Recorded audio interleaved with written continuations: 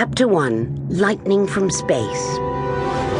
For an adventure that was to be one of the most astonishing of the Doctor's very long life, it all began very quietly.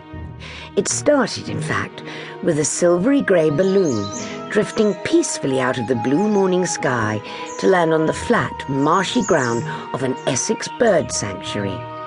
Hanging from the balloon was a bright orange box, about the size and shape of a car battery. The box bumped along the ground as a gust of wind caught in the balloon. Then its attaching wires caught fast in a clump of trees and sent a flock of starlings shrieking into the sky.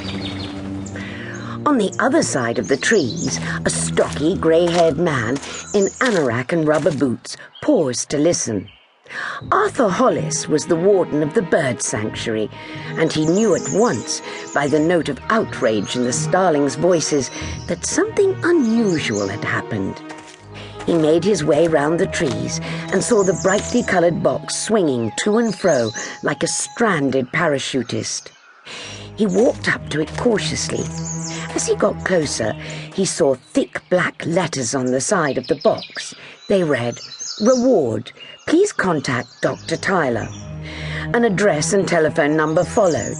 Hollis rubbed his chin. He didn't like mysterious objects turning up in his bird sanctuary. The sooner it was out of there, the better. He copied the telephone number on a scrap of paper.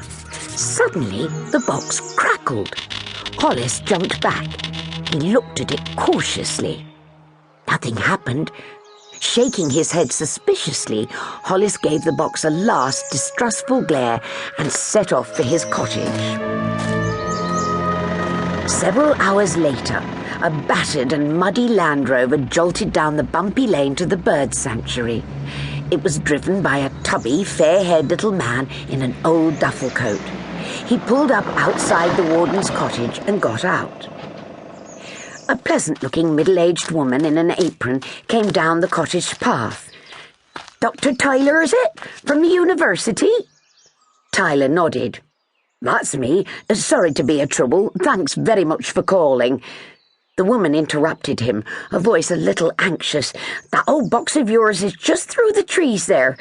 She pointed across the fields to a small hill. Tyler could just see the silver grey of the balloon as it caught the sunlight.